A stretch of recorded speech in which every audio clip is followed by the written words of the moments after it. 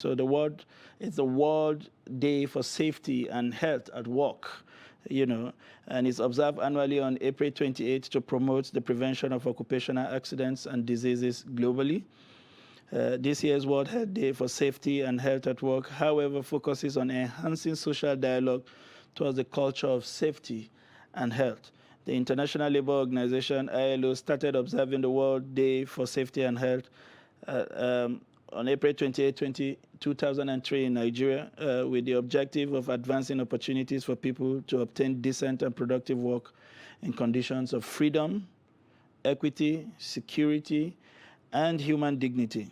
It aims to promote the rights, to promote rights at work, encourage decent employment opportunities, boost social protections, and strengthen dialogue in work-related issues.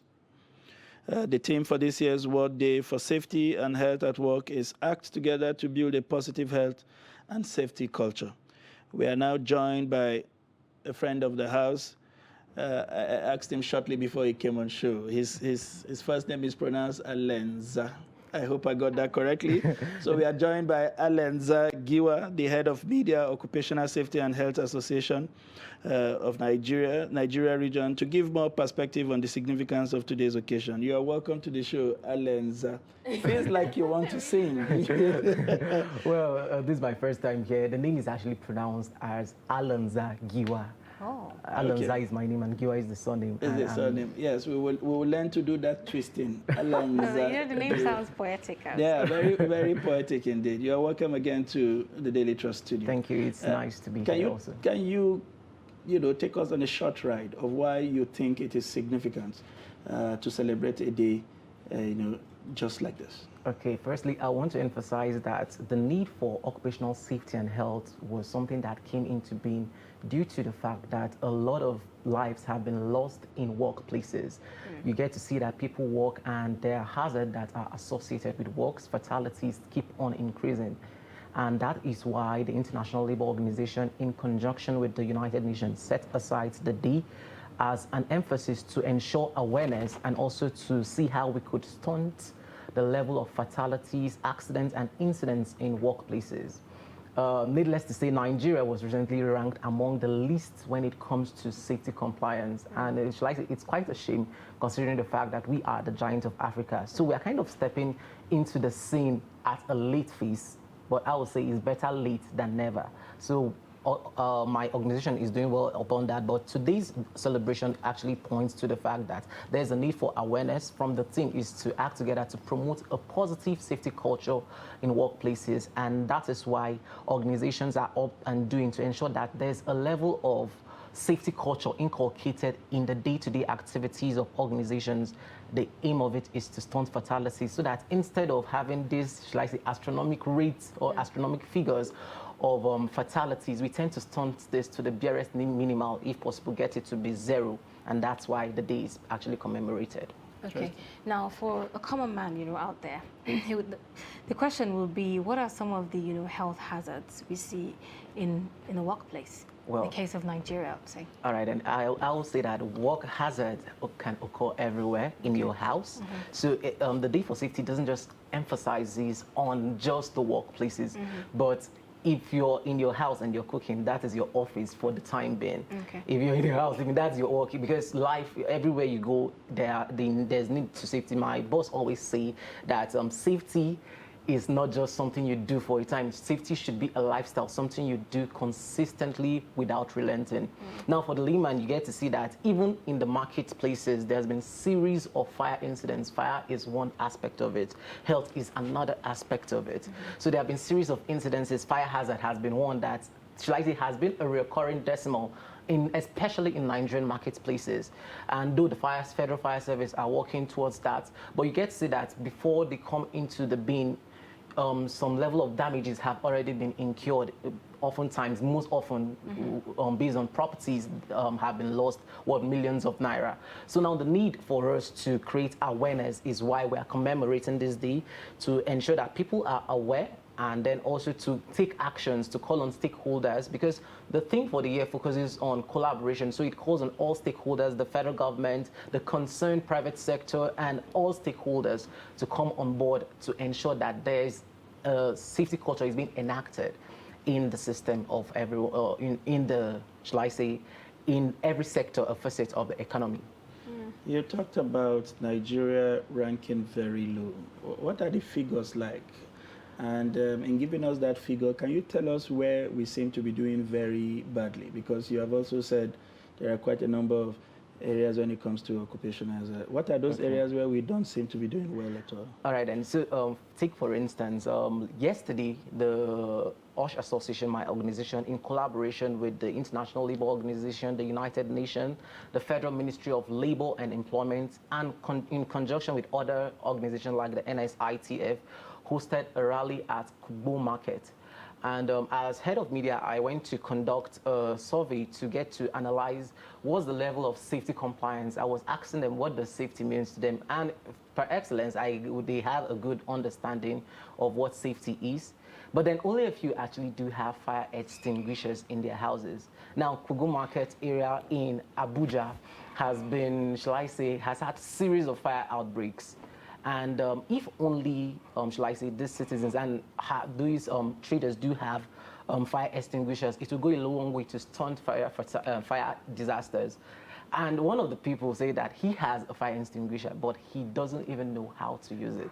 Now, still on fire extinguisher, I conducted a vox pop last 2 weeks concerning fire. It was my reaction to the Karimo Market fire incident. And I was at Wuse to ask, what is, how many people do have fire extinguishers in their houses? And the reaction was that some people said they do have in their cars, but not in their houses. So that is one of the places where we are not really doing well.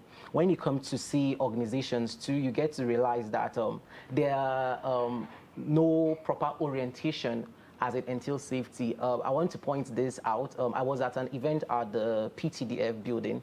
And due to the fact that they had visitors, there was a level of orientation prequel to the event about safety measures that you should take in if there's a fire disaster. This is the sound that the alarm will go, and you should drop everything you're doing. They were showing the muster points for people to assemble. You should avoid using the elevators. Like, they were giving proper orientation prequel to the event. And I feel they were doing that because they knew that they had visitors. And I was very certain that for them to be doing that for visitors, that means the workers of that organization have already been oriented when it comes to safety.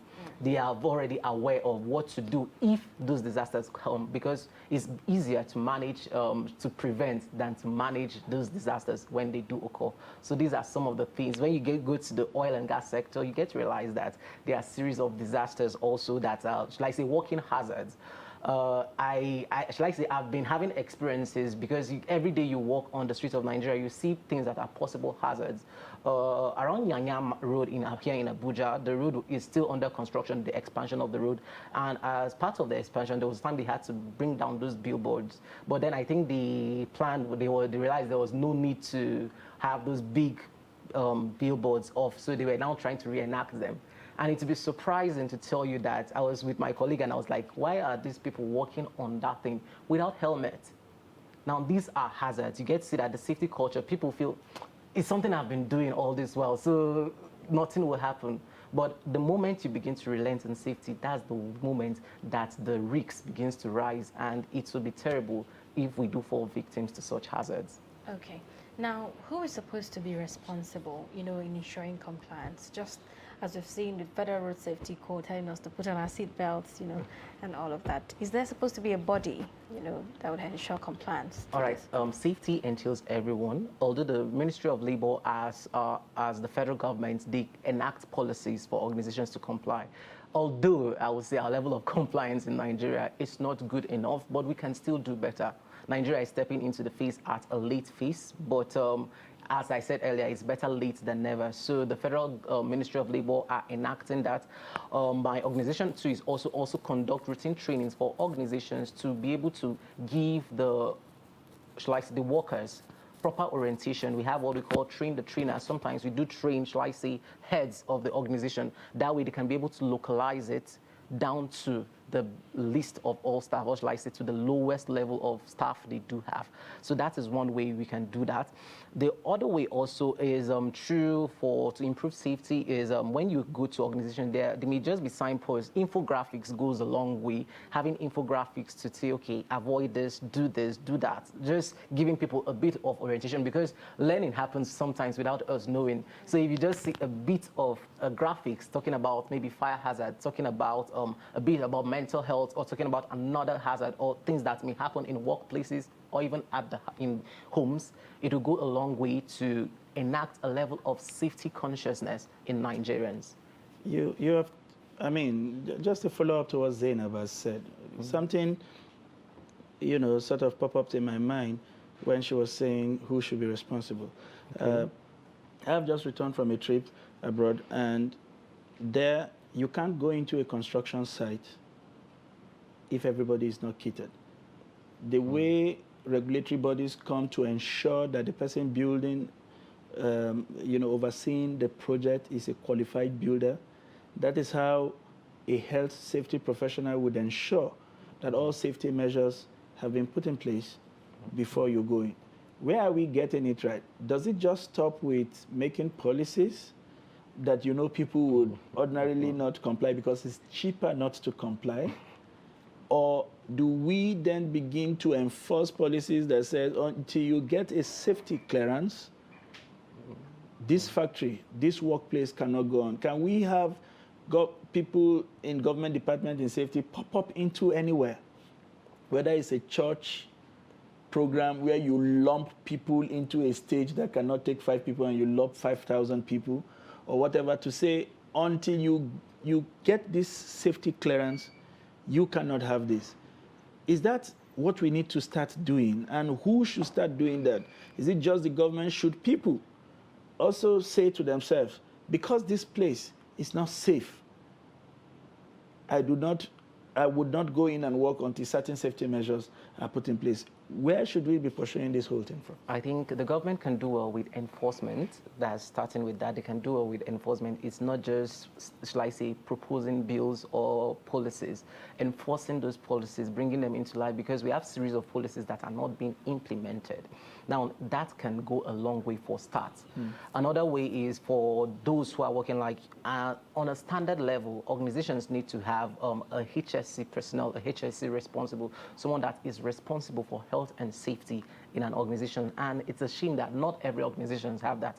Matter of fact, some organizations are not totally oblivious of what that entails. There's supposed to be a department allocated to that. They are to curtail this, because when issues of incidents occur, the first person that will be, shall I say, will be caught will be the HSC personnel. How did this happen? And you're supposed to give a report as regards that. So, but when they don't have, what happens? You can't be able to ascertain what really happened. But when you have a HSC responsible in an organization, he'll be able to mitigate these measures to ensure that safety is being enacted, safety is being complied, and things that are likely to cause hazards are being avoided. So first of all, one thing I'll point out is that there is a need for organizations to look into having a HSC department, a department specifically dedicated to ensure safety compliance in every organization, no matter how small. I was speaking within the week on one of these radio stations here in Abuja as regards this event, and I pointed out the fact that during one of my conversations, the lady I was talking with, she said she went to, while she was doing her MSc in the UK, she said there was a time that a fire alarm went on, and everyone around 10 p.m. So people were out, she was panicking, what's happening, and it was actually a fire drill, not actually a fire, there was no alarm, there was no fire in itself, but it was a fire drill to give the people alertness to know, okay, when you hear this, this is what you should do. So it's more like a fire preparedness to get the people prepared. And our schools don't really have that. Even our buildings really do have smoke detectors when it comes to fire. And that is why we are emphasizing this day for people to get to know that there is a need to enact safety in everything, because definitely we walk, shall I say, daily risks of life, and anything that entails life needs to entail safety. And that is why we're celebrating and commemorating this day. Okay, just a way, like a way of wrapping up. How much importance have Nigerians, we as Nigerians, placed on celebrating this day? Because a lot of people don't even know that a day like this exists. We know of the International Women's Day and other days, but how much importance have we placed on actually celebrating this day the way it should be celebrated? Well, I will say so far so good. There's been, shall I say, people are getting much more aware because there are series of United Nations days. Right. Virtually every day is a day for something, Right. day for health, day for World Earth Day and whatnot. So you get to realize that people are not really aware, but that is why we are creating awareness. Through the rally we conducted yesterday, it is for awareness and advocacy. That way people are able to know, okay, why are these people dancing on the road? Why are these people all dressed and kitted in white, carrying placards and whatnot? They are doing that to create awareness, and that is one of the ways we are creating awareness.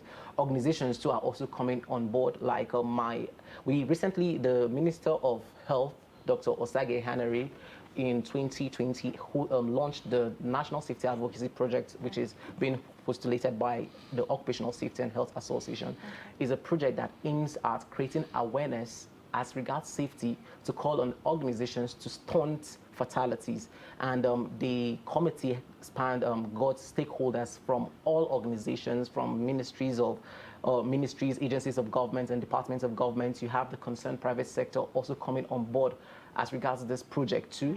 And you have committee members from each of these organizations. Now, what we did for the first time was to train those committee members on safety for free. Now, what those ones would do, we did what we call train the trainer. Thereby, they would go and train their own workforce. That was one of the things we do. And for this year, the NSAP project, that's the National Safety Advocacy Project, intends to reach out to schools by equipping them with first aid boxes, giving proper orientation, not just giving them fire extinguishers, but training them on how to use these fire extinguishers. So that is one of the ways that we are stepping into the action to create a level of safety compliance in the Nigeria. Before we let you go quickly, I hope your orientation also wake in the consciousness of Nigerians that you can also sue organizations for putting you in a workplace that endangers your life. That's one way where people make a great deal of money abroad. In fact, as you travel along the streets of America, you see lawyers tell you, if you fell down at your workplace over slippery floor, call me.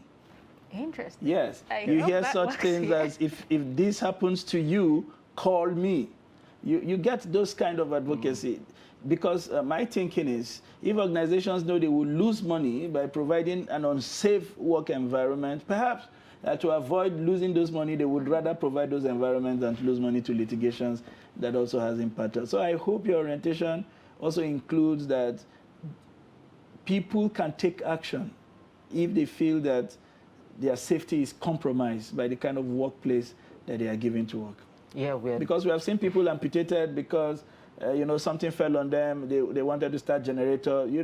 One thing or the other. So, how far-reaching is that your orientation with regards to people protecting their rights within the confines of safety? Well, first of one of the things we're doing is emphasizing the need for personal protective equipment, which is called PPEs for organizations, and for people to be properly kitted. That is one of the things we're doing. I remember there was a time, I think it was in the US, where someone slipped in a mall, and that particular supermarket had to pay so much as regards that, because that was going on, and there was no safety caution to show that this place is slippery and that kind of thing like that. You get to see that in some organizations, but only a few are actually doing that. So that is one of the ways we're doing that. Nigerians are not really aware. In fact, there was a time that Professor Magaji, who is the chairman of the National Safety Advocacy Project, they conducted a survey in one of the airports in Nigeria.